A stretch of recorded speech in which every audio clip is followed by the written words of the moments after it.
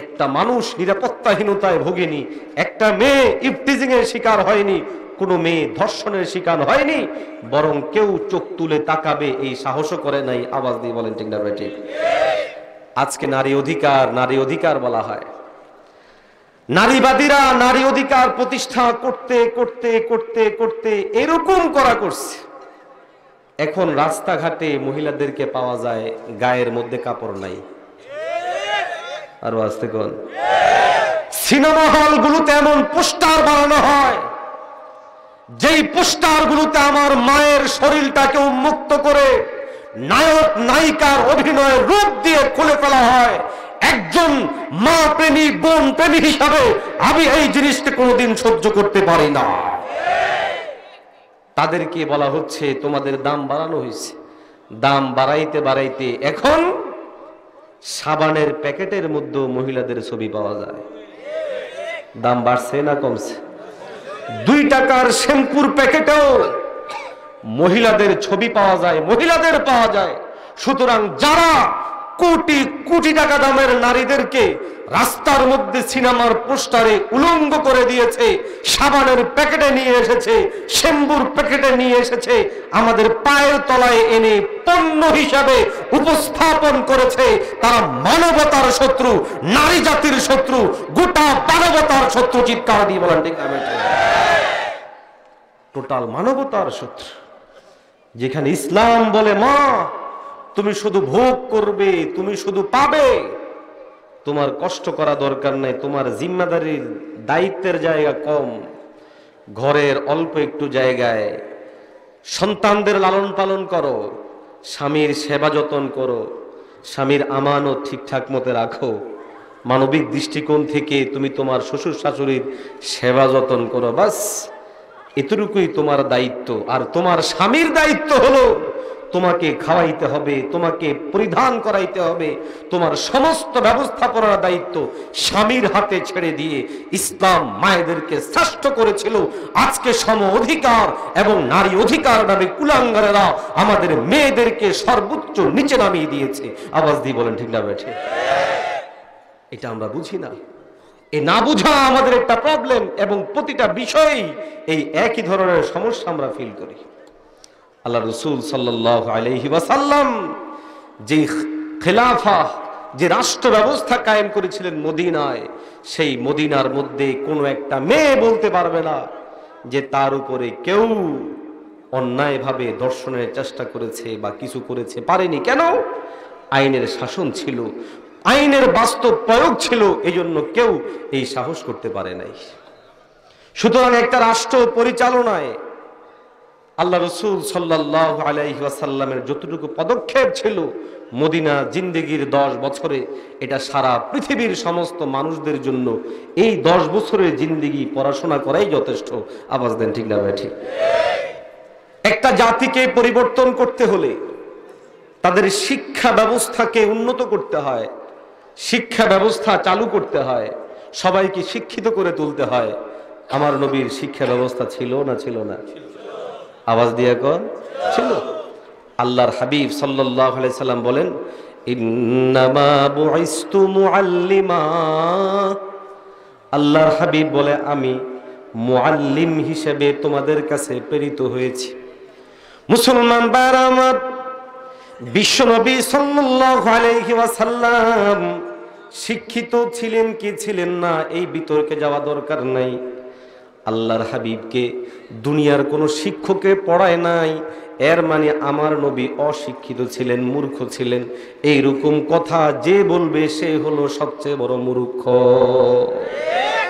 দুনিয়ার কোনো শিক্ষক আমার নবীকে পড়াননি ঠিক, কিন্তু আমার নবীকে যিনি পড়িয়েছেন তিনি আর কেউ না, তিনি হলো আলিমুল গায়ব, আলিমুম বিজাতিস সুদূর, স্বয়ং আল্লাহ।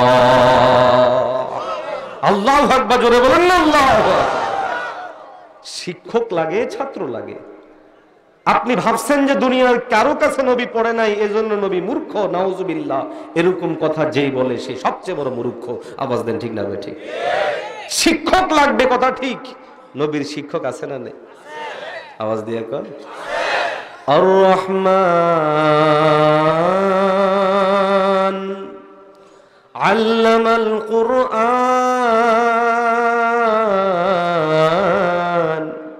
খালাকাল ইনসান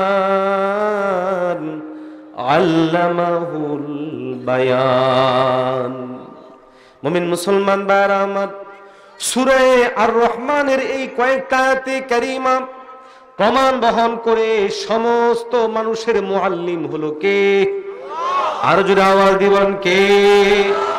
আল্লাহ রাব্বুল আলামিন দ্বীনি উলুমের প্রথম মুআল্লিম। আর দ্বীনি এই উলুমগুলো আসছে আমার নবীর মাধ্যমে। আর আমার নবীকে সর্বপ্রথম যিনি তালিম দিয়েছেন তিনি হলেন কে? প্রমাণ সূরা কিয়ামত। আল্লাহ বলেন, লা তুহাররিক বিহি লিসানাকা লিতাজালা বিহি ইন্না আলাইনা জামআহু ওয়া কুরআনা ফাইযা ক্বরানাহু ফাত্তাবি' কুরআনা সুম্মা ইন্না আলাইনা বায়ানা। ও মুসলমান, শিক্ষার কয়েকটা সিস্টেম আছে। এটা হলো শিক্ষক যে জিনিসটা পড়াবেন সেই জিনিসটা জমা করেন, যে জিনিসটা পড়াবেন সেই জিনিসটা পাঠ করেন, যে জিনিসটা পড়ান সেই জিনিসটার ব্যাখ্যা বিশ্লেষণ করেন। আমার আল্লাহ রব্বুল আলামিন এই সমস্ত জিনিসগুলো নিজেই করেছেন। প্রমাণ হলো সূরা কিয়ামত। আল্লাহ বলে, ওগো আল্লাহর হাবিব, লা তুহাররিক বিহি লিসানাক লিতাজালা বিহি, আপনি আপনার জবানকে, আপনি আপনার ঠোঁটকে বেশি বেশি করে নাড়াচাড়া করা দরকার নাই। কেননা এই কিতাবাদি জমা করা, পাঠ করা, পড়িয়ে দেওয়া, ব্যাখ্যা বিশ্লেষণ করা সবকিছু জিম্মাদার কাজ। ইন্না আলাইনা জামাহু ওয়া কুরআনা, নিশ্চয়ই এই ইলমে ওয়াহিকে জমা করা দায়িত্ব কার? আর জোরে আওয়াজ দিয়ে বলেন কার? আমার আল্লাহ বলে, জমা করার দায়িত্ব আমি আল্লাহর, পাঠ করার দায়িত্ব আমি আল্লাহর। সুম্মা ইন্না আলাইনা বায়ানা, এরপরে বয়ান করার দায়িত্ব আমি আল্লাহর।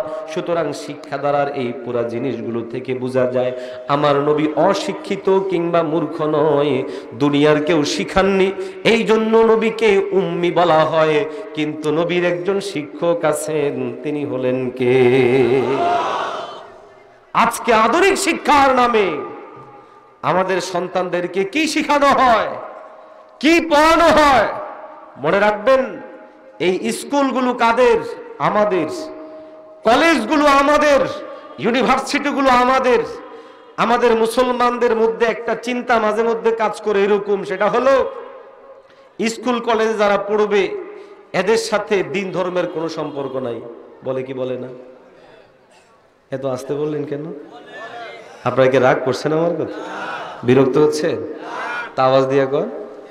আমাদের সমাজে এরকম একটা চিন্তা আমাদের মধ্যে প্রবেশ করে, সেটা হলো স্কুল কলেজ ইউনিভার্সিটি এগুলোর খবর টবর আমাদের নেওয়া দরকার নাই, এখানে যা হয় হোক। এখানে যারা গেছে তাদের সাথে আখিরাতের দ্বীনের কোনো সম্পর্ক নাই, এরকম বলে যে মানুষ আছে না নাই? আওয়াজ দিয়ে কোন? আবার যারা মাদ্রাসায় পড়ে এদেরকে চিন্তা করে এখানে এমন কিছু লোক তৈরি হবে যেগুলোর দুনিয়ার কোনো খবর নাই। কথা কয় না? ঠিক না বে? ঠিক। এই চিন্তা থেকে আমাদেরকে বের হয়ে আসতে হবে। মাদ্রাসাগুলো আমাদের, স্কুলগুলো আমাদের, বড় বড় জামিয়াগুলো আমাদের, কলেজ ইউনিভার্সিটিগুলো আমাদের। স্কুল থেকে ডাক্তার তৈরি হবে, পাশাপাশি ধর্মীয় শিক্ষাও থাকবে। ইউনিভার্সিটি থেকে ইঞ্জিনিয়ার তৈরি হবে, উচ্চ শিক্ষিত তৈরি হবে, পাশাপাশি ধর্মের জ্ঞান তাকে যথেষ্ট পরিমাণ দিতে হবে। আজকে যে শিক্ষা ব্যবস্থা ছাপানো হয়েছে, ছড়িয়ে দেওয়া হয়েছে, আমাদের সামনে নিয়ে আসা হয়েছে 99% হিন্দু কর্মকর্তাদের মাধ্যমে, সেই শিক্ষা ব্যবস্থা কোনো মুসলমান মানতে পারে না। আওয়াজ দিয়া কোন ঠিক না ঠিক?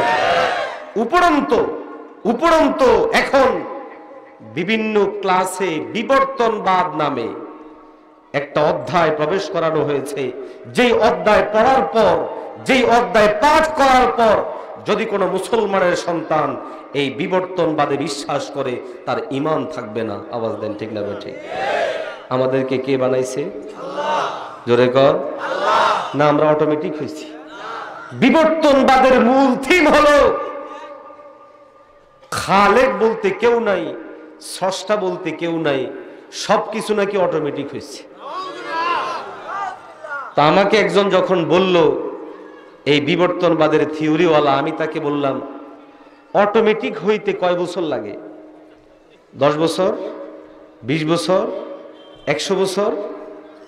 যত বছর লাগুক, যতগুলো বানরকে একসাথে রাখলে এগুলা বিবর্তন হয়ে মানুষ হবে, এতগুলো বানরকে পালনের জিম্মাদারি আমার, লালনের জিম্মাদারি আমার। যতদিন পর্যন্ত এগুলো মানুষ হবে না, অতদিন আমি লালন পালন করব, আমি দেখব কেমনে বানর মানুষ হয়।